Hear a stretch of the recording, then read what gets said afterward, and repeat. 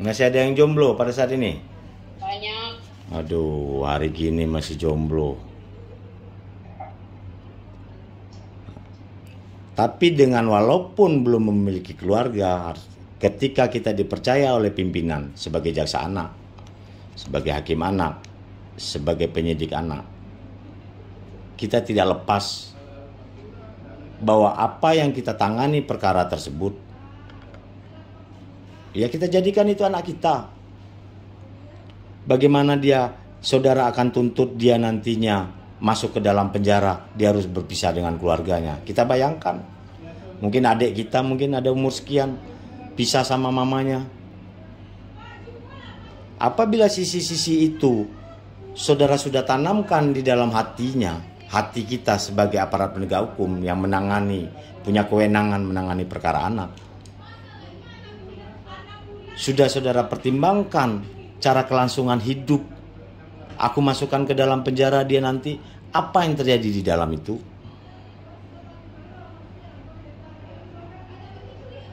Apakah dia akan menjadi baik dia keluar dari penjara nantinya?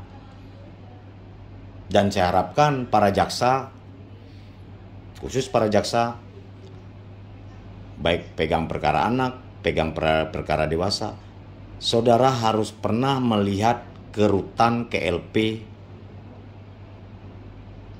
Jangan hanya pegang berkas dan tidak pernah ke rutan, ke LP. Itu saya minta. Saudara lihat betul kehidupan orang di LP itu. Pernah saudara lakukan itu? Belum pernah.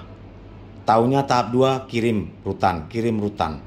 Nggak tahu bagaimana offernya di dalam itu. Itu makanya orang dewasa sekarang ada RJ-nya. Itu salah satu mengurangi over capacity yang ada di dalam. Perkara-perkara ringan masuk tahap 2 kirim. Tapi kita nggak tahu apakah bisa tempat tidur mereka di sana, apakah bisa mandi mereka di sana.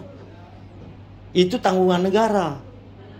Makan mereka pagi, siang, malam ditanggung oleh negara. Tapi kita tidak tahu apa yang terjadi di dalam itu. Nah, upayakan sekali-sekali datang ke situ, cek, lihat mana tahanan kita. Nasib mereka ada di tangan kalian.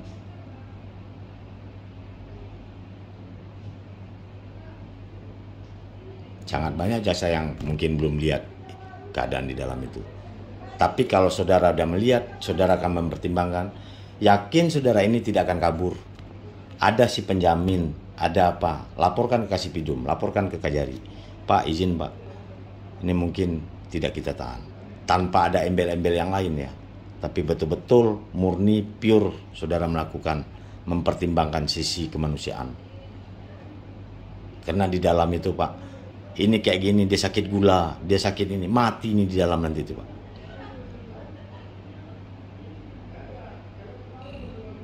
Saya itu yang saya kerjakan dulu.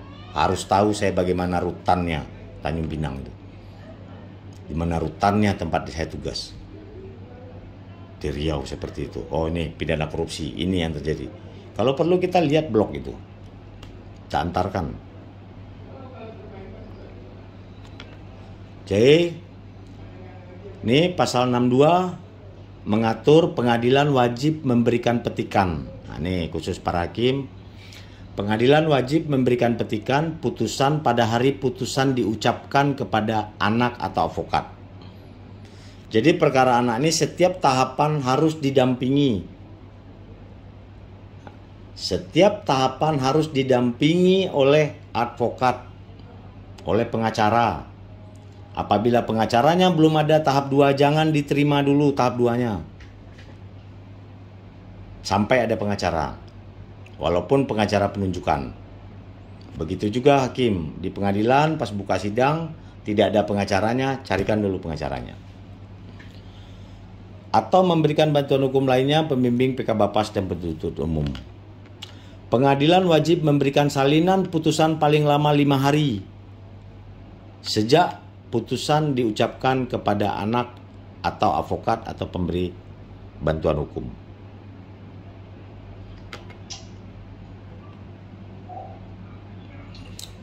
Ini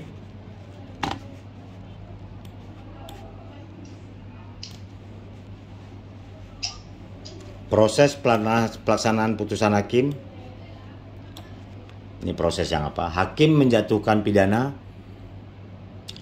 panitera memberikan petikan pada putusan yang diucapkan dan menyerahkan salinan putusannya 5 hari sejak diucapkan. Terus jaksa menyampaikan petikan putusan kepada Kajari sebagai dasar diterbitkannya sprint pelaksanaan P48. Dan dalam waktu 2 hari kerja setelah menerima salinan putusan yang ingkrah, Kajari menerbitkan P48.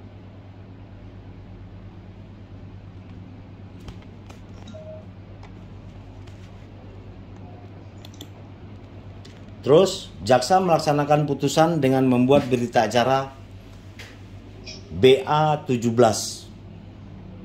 dalam waktu 5 hari kerja setelah menerima P48 dari Kajari. Jadi Kajari perintahkan laksanakan putusan hakim, jaksa langsung membuat BA17-nya. Terus jaksa mengirimkan tembusan berita acara pelaksanaan setelah dieksekusi oleh jaksa kepada kepala lembaga LP anak bahwa dia telah dieksekusi. Dan anak pidana kepada putusan perkara pada tingkat pertama register oleh hakim pengawasan atau pengamat. Kita masuk lagi, Bapak-bapak, Ibu-ibu, ke pidana pokok. Apa saja tadi pidana pokok? Pidana pokok yang pertama ada pidana peringatan. Ini yang saya sampaikan, apa saja tanda pidana peringatan nanti kita jelasin. Terus ada pidana dengan syarat.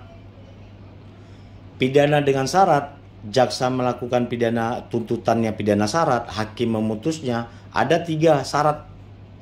Pembinaan di luar lembaga, selanjutnya pelayanan masyarakat, selanjutnya pengawasan. Itu berada di bawah pidana pokok yang pidana dengan bersyarat. Selanjutnya ada pidana pelatihan kerja. Selanjutnya ada pidana pokok pembinaan di dalam lembaga. Nah, apa saja nanti nih yang di dalam lembaga. Selanjutnya barulah ada pidana penjara. Ketika saudara menyidangkan perkara anak, jaksa penuntut umum harus mengetahui apa saja pidana pokoknya. Kalau tidak tahu, apa yang mau dituntut? Kalau kita tidak paham pidana pokok terhadap anak di dalam undang-undang SPPA, bagaimana kita menuntut orang? Begitu juga hakim. Oh, pidana pokok pelayanan masyarakat katanya. Itu berada di pidana syarat. Subnya baru ada pelayanan masyarakat. Jatuhkan dulu pidana syarat, baru ada subnya. Oh, cocoknya dia pelayanan masyarakat. Di panti jompo nih si anak. Atau di kantor lurah nih dia bekerja. Oke. Pasal 70. Ringannya perbuatan, keadaan pribadi anak atau keadaan pada waktu dilakukan perbuatan atau yang terjadi di kemudian dapat dijadikan pertimbangan hakim untuk tidak menjatuhkan pidana atau mengenakan tindakan dengan mempertimbangkan segi keadilan dan kemanusiaan. Ini yang saya katakan tadi. Pasal 70 mengatur yang berat itu bisa dikenakan ringan kepada anak-anak. Ya kan? Tapi yang ringan jangan kita kenakan yang berat. Diatur. Selagi berat bisa saudara ringankan. Tetapi yang ringan jangan coba-coba diberatkan hukuman kepada anak. Pasal 72. Pidana peringatan merupakan pidana ringan yang tidak mengakibatkan pembatasan kebebasan anak. Pidana peringatan tidak dapat dijatuhkan kepada anak yang belum 14 tahun. Ini yang menarik. Kenapa dia tidak bisa dijatuhkan di umur sebelum 14 tahun?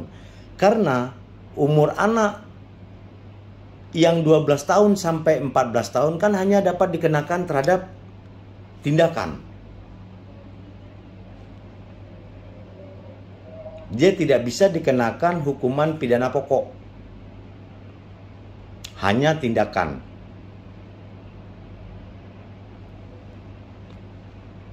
Apa itu pidana peringatan? Nih, saudara baca. Hakim mengucapkan putusan pidana peringatan dalam persidangan dan dituangkan dalam putusan. Pidana peringatan dapat berupa teguran, nasihat, wejangan, himbauan, atau anjuran. Di sini menarik, Bapak-bapak, Ibu-ibu. Ketika pelaku anak tidak memenuhi syarat diversi,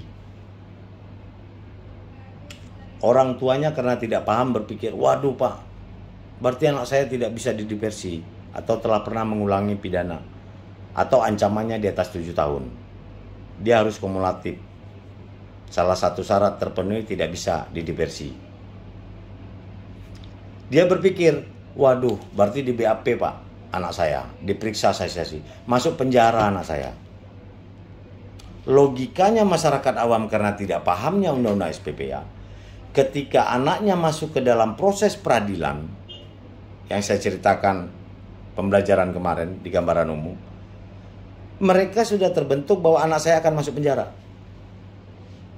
Ini nggak bisa nih penyelesaian perkara anak saya didiversi masuk ke dalam proses. Ternyata di hukuman pokok saja ada hukuman ini. Pidana peringatan dapat berupa teguran, nasihat, wejangan, himbauan, atau anjuran. Dek, jangan melakukan lagi ya pencurian ya. Catat nama panitera. Itu putusan hakim itu. Kamu baik-baik sekolah ya. Catat lagi kamu baik-baik sekolah. Kamu jangan melakukan pencurian lagi ya. Kamu harus masuk ke pesantren ya. Belajar ya agama ya, supaya jangan melakukan pencurian ya nak ya. Dicatatlah. Catatan itu menjadi putusan hakim. Bagaimana jaksa melakukan eksekusinya? Jaksa lakukan eksekusi, panggil orang tuanya.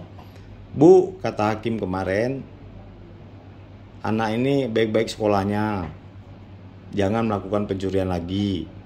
Masukkan kalau bisa ke pesantren Bu, biar agamanya kuat. Dah, anak ibu saya kembalikan ya. Ibu binalah anak ibu baik-baik. Itu eksekusinya. Udah, jaksa udah melakukan eksekutor, melakukan tugasnya. Ringan nggak tuh? Sangat ringan. Karena masyarakat tidak paham ada putusan yang seperti itu. Merasa dengan masuk ke dalam sistem peradilan anaknya masuk penjara.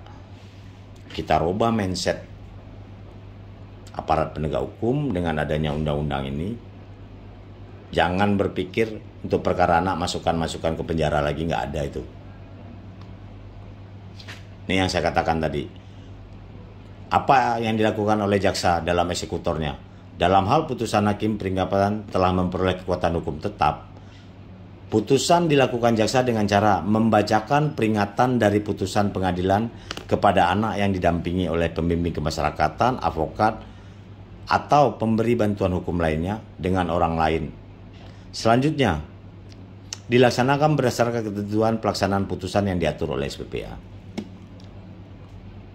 Hanya gitu jaksa melakukan eksekutornya. Bacakan lagi apa putusan hakim yang diucapkan oleh hakim tadi. Cepat, clear, gak perlu berlarut-larut. Siapa yang melakukan pengawasan dalam putusan peringatan?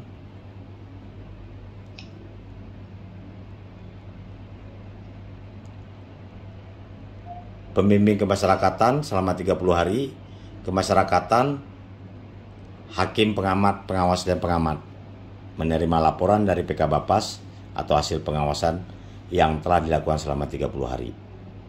Itu yang mengawasi. Kita masuk ke pidana pokok, pidana syarat. Pidana syarat.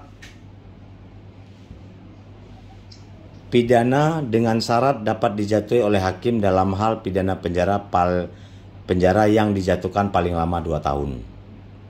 Jangka waktu masa pidana syarat paling lama 3 tahun. Jadi ini sama dengan pidana percobaan. Ketika kita mempidana seseorang dengan hukuman 1 tahun penjara, tapi masa percobaan 2 tahun, dia kan tidak perlu menjalani hukuman di dalam. Ini sama, ini syarat umum. Ada 2 jenis syarat.